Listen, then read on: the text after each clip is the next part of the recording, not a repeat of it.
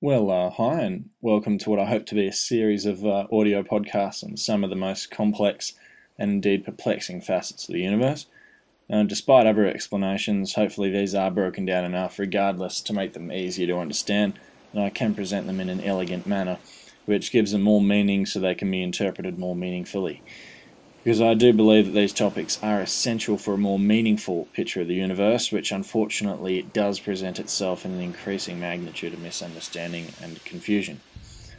Anyway, this first podcast is on the basics of quantum gravity and how it's being approached today. But to start off, I'm just going to introduce the universe as a whole, as to start from the beginning. So probably nothing you don't already know. But anyway, the universe is what we're in, of course, and it's been expanding into what we know of it today for nearly 14 billion years. It encompasses all the reality we know of and have known since we began to investigate scientifically and philosophically. I do stress the word we due to the definite fact that we are becoming more and more confident of the fact that we aren't alone, not only in terms of extraterrestrial life, which I would like to do a podcast on in the future, but also of other universes altogether, which may be the next giant leap for mankind. The universe is everything we know of for the moment, at least, and a simple question you might ask is, where are we in terms of our actual position, and indeed, where is the centre of the universe itself? And the answer is that we really don't know. Because the universe is expanding all the time in all directions, and because of this it's really hard to think of exactly where we are, let alone the centre of it. Even though tracing everything back in time from where it is today, due to expansion, has yielded one common but poorly understood point of origin. Also, the other very simple question you might ask about it, which is in fact one of, if not the most biologically intelligent question you might ask, and indeed the most natural, that is, what is the universe? And this question, although being the most fundamentally essential question for beings like us to ask, being at the level of sentience we are, is in fact the most intellectually enduring rabbit hole of a question possible, because it strains even at the very frontiers of philosophical debate, due to the plain and simple fact that we have no idea of the fundamental reason or reasoning for the universe's existence. Sure, there are theories, and some good ones for that matter, coming from all walks of life, including history's greatest minds, of course, but ultimately we're still at a dead end. So unfortunately no one knows, and that may unfortunately always be the case. But never give up, because maybe there's hope. I say that because although we don't and may never know the universe's reasoning, there is light at the end of the tunnel, as in a lot of cases.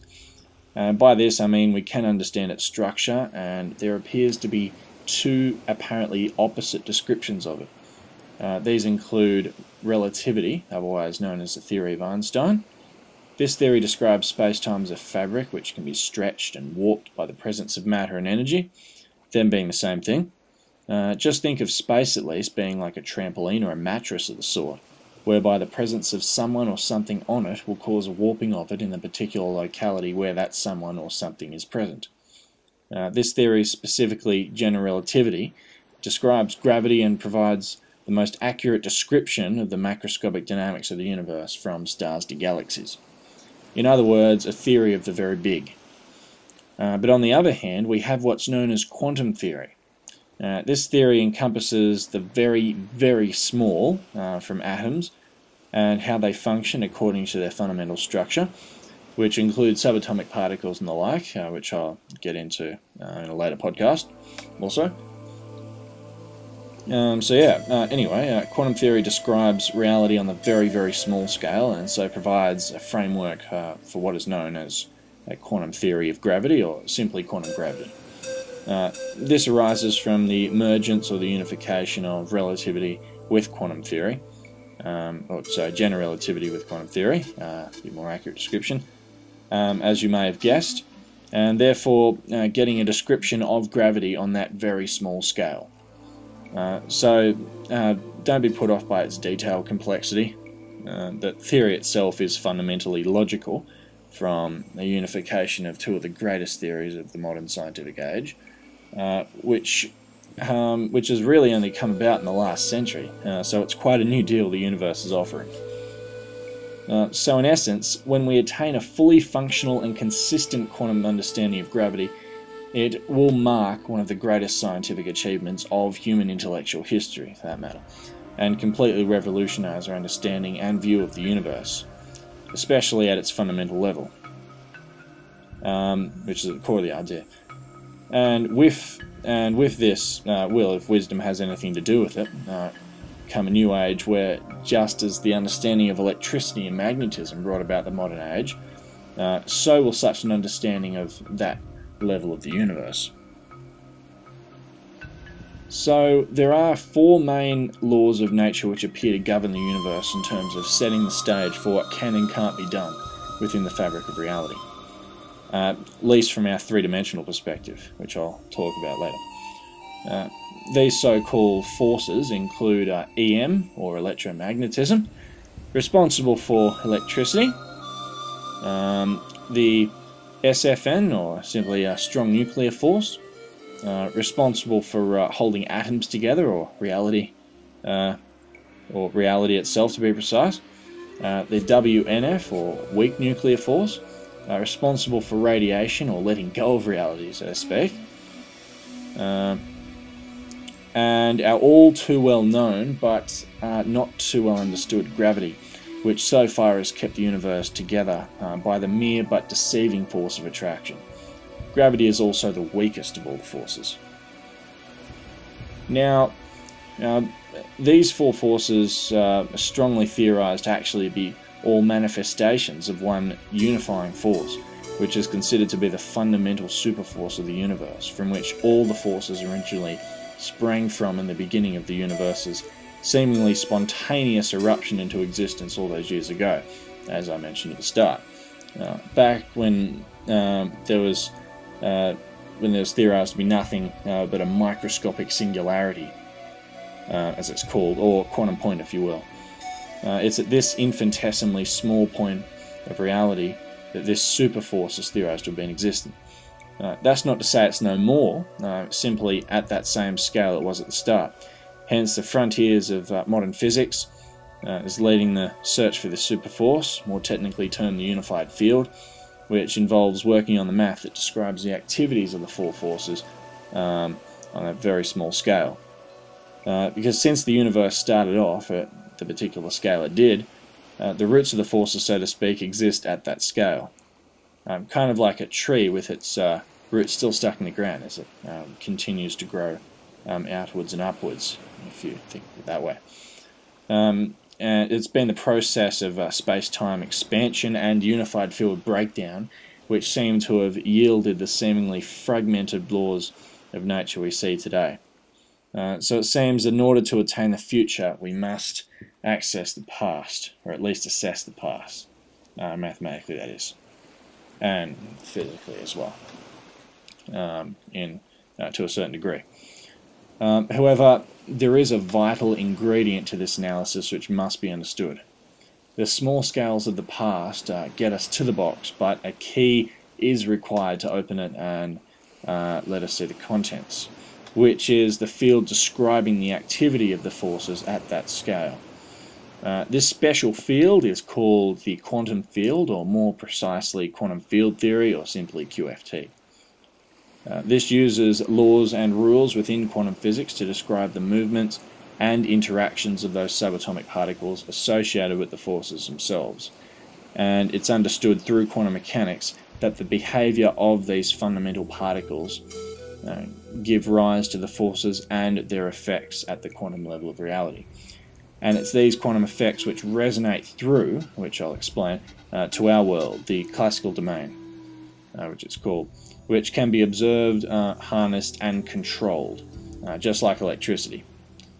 However, out of everything that could be, the force of gravity still doesn't seem to go as easy as the others into the mix required for unity. This unwillingness to go lightly is in part due to the description of the force itself not being able to be cleanly described by quantum field theory. This is due to the mathematical infinities which unfortunately arise out of the calculations which accompany the application of gravity with quantum fields. This means that gravity isn't as simple as the other forces, which can be described by their own unique quantum fields to attain its own necessary quantum field description. This means that there must be something missing from the field of essentials for a complete mathematical description of gravity and indeed the rest of the forces along with it. So it's this missing piece which forms the necessary picture of a grand unified field theory, as Einstein would have put it, God rest his soul, which forms the basis of a whole new area of inquiry which took to the skies back in the days when quantum theory just began to show its horrible head. And by horrible, I mean a theory which seems to deny the very existence we hold so concrete, and have held so concrete. It has a bad but incredible reputation of taking the mind on a roller coaster ride down the alley of mystification. This alley of mystification involves confrontation with the idea of high dimensions, termed hyperspace. These high dimensions seem, through the mathematics, to be the only way all the forces are able to unify properly and completely through coexistence with one another. So in other words, our own three dimensions, with which we are all too well familiar, appears to be a cage-like dimensional apparatus for the workings of the unified field. And so it seems the true nature of the forces at hand lies within the realm of hyperspace. Now, as far out as this may be, as we know, extraordinary problems require extraordinary solutions. This is also, in particular, what appears to work for gravity, in the sense that the significant weakness of the force seems to be the result of the particles which mediate it escaping or at least moving through hyperspace, and hence we feel it very weakly in our small dimensional plane.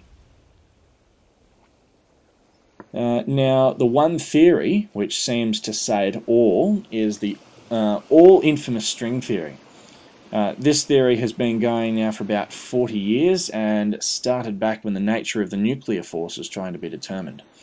And it just happens to be that of all the predicaments the theory seems to hold so delicately. The one property which started a revolution was its property of hyperdimensions, specifically 10 dimensions, that is, 9 dimensions of space and 1 of time. And this seems to be the only theory in the history of science, whether or not you believe it to be a theory of science or philosophy, which seems to not only include, which not only includes electromagnetism, the strong and weak forces automatically it seems, but requires gravity or general relativity to hold itself consistent. And this just happens to be through the quantum description of it. So string theory seems to be the only theory in the history of physics which ties in all the forces into one neat bundle of hyperdimensional elegance. Now, all this elegance comes from what lies at the center of the theory itself, and this is the reason for its name in the first place. These are tiny, rather infinitesimally small strings of energy vibrating at the smallest scale of the universe, that of the Planck scale. In number-wise, or scientific notation, 10 to the minus 33 centimeters. So an incredibly, very, very small scale indeed. And these Planck scale strings may be the essential ingredient in the production. I thought to be the essential ingredient in the production of the fundamental particles through their vibration. That is, in the very way in which they vibrate, which in turn gives rise to a particular type of particle. As such, the QFT of the forces, especially gravity, appears as a natural part of the integral nature of the strings. But when it gets down to it, just think of little rubber bands. Also, what's worth noting is that these specific number of high dimensions, 10 that is, 9 of space and 1 of time, appears to be the only way the string can maintain itself in space to begin with. So just something little to ponder over. Unfortunately, the theory of strings had 5 theories, which can still be isolated, which seem centered around the same prediction, that of vibration into reality, which is, as you may have guessed now, the core of it. And they all described in their own unique formats the various particles. So it was thought that there must exist an even more fundamental reality connecting the strings.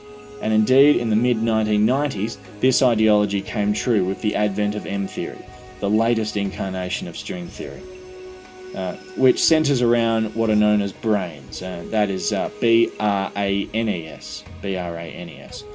Hence M-theory for membranes, if you will, although it's not actually held concrete what the M actually stands for, but membranes is the general consensus.